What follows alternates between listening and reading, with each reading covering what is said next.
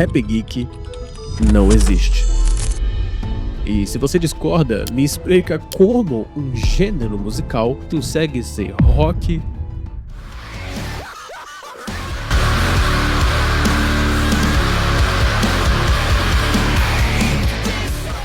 trap,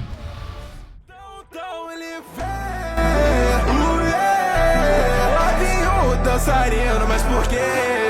Com a alegria que somente um brasileiro pop, disse o pobre. Dando levada, ele xinga, ele marca o brilho da vez. Sabe a grana que ganho no ataque, ele me paga o dobro pro empenho de vocês. é orquestral, Uso magia, um poder perfeito, um ciclo, exorcizar. e piseiro, Batalha começa em Shibuya, feiticeiros não podem parar, monstros aparecem na rua. ao mesmo tempo. Vai lá, eu espero.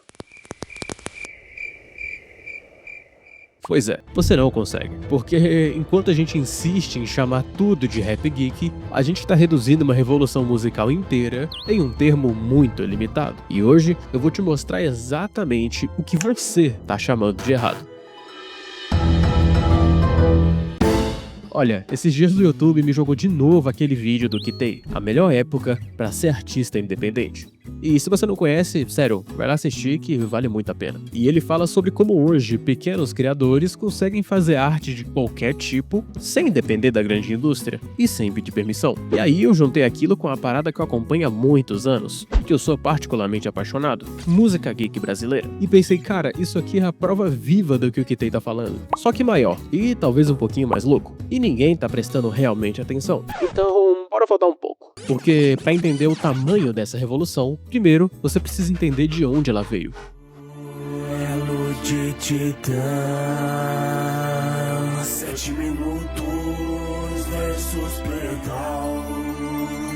Pra quem tá chegando agora na cena e acha que Rap Geek é só Blue Lock e Jujutsu Kaisen, calma, isso é só hype do momento. Música geek no Brasil não surgiu ontem. Antes mesmo de ter Rap Geek, rolava a produção independente misturando música pop com música brasileira. Um dos exemplos é o famoso funk do Mortal Kombat. Sim, aquele que o refrão é "E entre todos eu escolhi o Sub-Zero, Sub-Zero", enfim, Foi um dos primeiros virais nessa vibe. A letra hoje geraria várias polêmicas no Twitter, mas na época, tudo bem, faz parte. Mas foi ali entre 2012 e 2014 que a parada começou a tomar forma de verdade. O 7 Minutos criou o canal em 2012 e lançou o primeiro rap em 2013. Não era só fazer música sobre cultura pop, era produção, consistência e entender de YouTube como uma plataforma. Logo depois veio o Taos, em 2014. Inclusive, um dos hits mais famosos dele foi justamente Minecraft, na época de ouro da gameplay do joguinho quadrado. Minecraft, você conhece? No mundo de blocos faço qualquer criação, onde o único limite é a imaginação. Ele pegava temas de anime, jogos e transformava em rap, de forma simples e direta, mas que conectava com a galera que nunca tinha visto sua cultura representada de verdade na música brasileira. E aí a coisa começou a crescer. Mas sabe o mais interessante? É a geração que veio depois. Caras como AniRap, Marquinhos, Crono, Novatup, VMZ e Henrique Mendonça. Cara, esses caras não só cresceram fazendo rap de anime, eles cresceram experimentando, misturando gêneros e utilizando o universo geek como um palco para fazer música de verdade. E é aí que a parada fica interessante.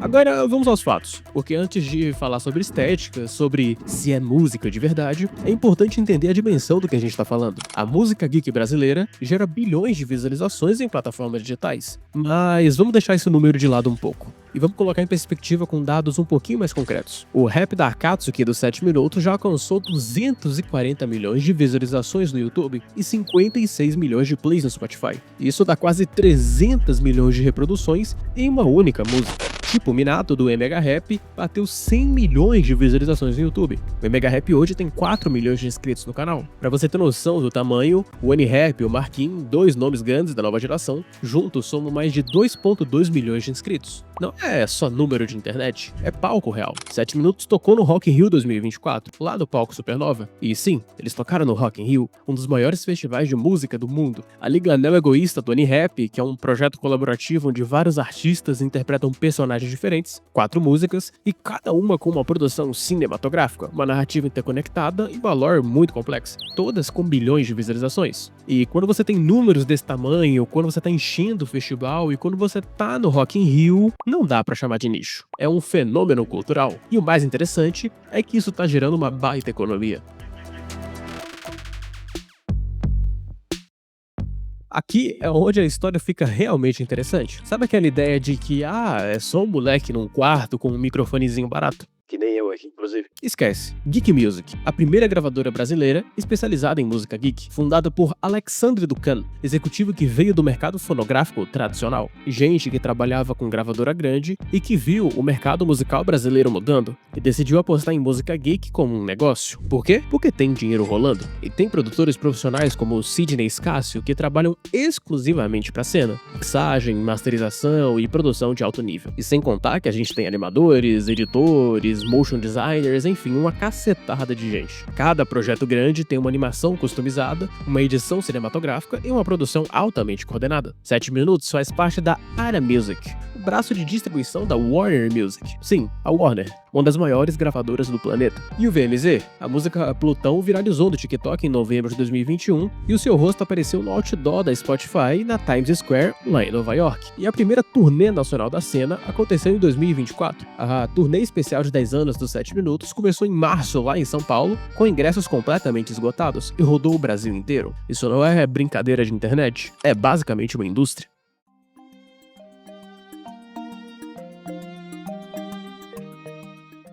E é aqui que a gente volta pro começo. Por que eu disse que rap geek não existe? Porque quando você escuta o que tá rolando, você percebe que não tem um som, tem vários. Henrique Mendonça, a música Coroado é um rock alternativo. A música Hino da Humanidade é uma orquestral, épica, cinematográfica. E Ciclo Perfeito é um pop melódico. Eu não sou especialista, mas eu acho que é isso aí. O cara transita. Ele não é um rapper que faz som de anime. É um músico que utiliza o universo geek como um palco para experimentar novos gêneros. Dançarino, do Kaito, tem aquele flow livre, solto, quase um jazz, sabe? Um trapzinho, enfim. É leve e bastante dançante. E também tem o Piseiro dos Feiticeiros. Sim, Piseiro. Com anime e funciona, ficou bem legal. Cada artista tem o seu estilo e a sua própria assinatura. E é aí que mora o ponto. Música geek virou na verdade um guarda-chuva. É usar universos ficcionais como ferramenta narrativa para falar de sentimentos humanos. Pega Cansado de Voltar do Unirap. Sim, ele é baseado em ReZero, mas se você tira a referência do anime, é basicamente uma música sobre burnout, sobre exaustão emocional. É sobre estar preso num ciclo e não conseguir sair. Cada pessoa que já trabalhou até se esgotar se identifica, com ou sem saber que é o Subaru. Plutão, do VMZ, viralizou fora da bolha geek. Por quê? Porque fala de distância, de relacionamento e de estar longe e perto de quem você ama. Acontece que ele usa uma metáfora espacial. Anime não é o tema, é a interface. E isso não é diferente do que o rap sempre fez. Sabotage usava crime como metáfora para desigualdade, e Criolo usava fé como metáfora para resistência. A música geek usa ficção como metáfora para a condição humana. É a mesma coisa, só muda o repertório e as referências. Mas porque fala de Naruto em vez de favela e porque usa tema de anime em vez de samba, vira coisa de criança. E é aí que a gente chega no elefante da sala.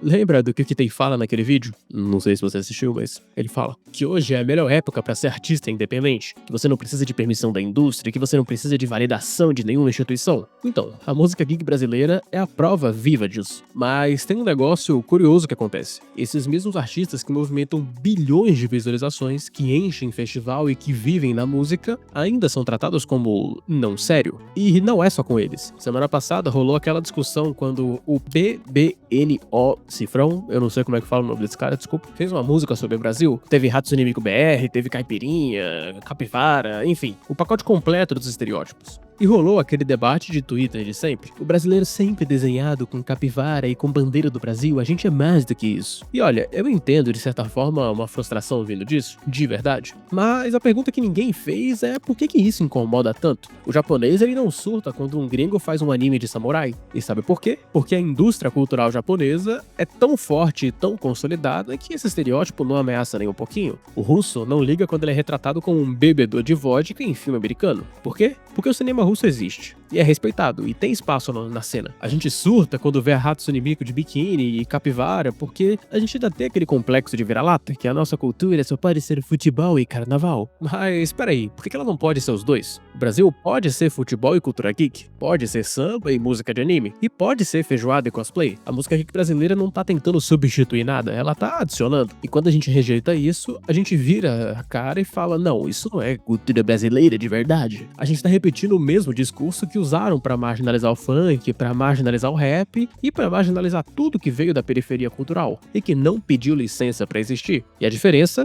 é que dessa vez a periferia é digital. Então não, Rap Geek não existe. Existe música geek brasileira, um movimento que é maior, mais diverso e mais evolucionário do que qualquer caixinha consegue definir. São bilhões de visualizações, centenas de profissionais e milhões de pessoas se conectando com essas músicas. Enquanto a gente debate se é música de verdade e se merece respeito e se é cultura brasileira, a parada basicamente já aconteceu. 7 Minutos já tocou no Rock in Rio, VMZ já apareceu na Times Square e já rolou uma turnê que rodou o Brasil inteiro. A vanguarda, ela não pede permissão, ela acontece quando você tá olhando pro lado. E olha, eu não sou especialista em produção musical, eu não entendo de mixagem, de melodia e de composição técnica e etc. Eu sou só um fã da cena e acompanho há muito tempo e eu queria compartilhar isso com vocês. Porque é sobre reconhecer um fenômeno que já tá rolando. É entender que a cultura não é estática. Ela muda, cresce e se reinventa. E talvez, mas só talvez, a gente deveria parar de tentar definir o que deveria ser a cultura brasileira e começar a prestar atenção no que ela já é. É isso, muito obrigado, nos vemos em um próximo vídeo, se inscreve, dá like e valeu!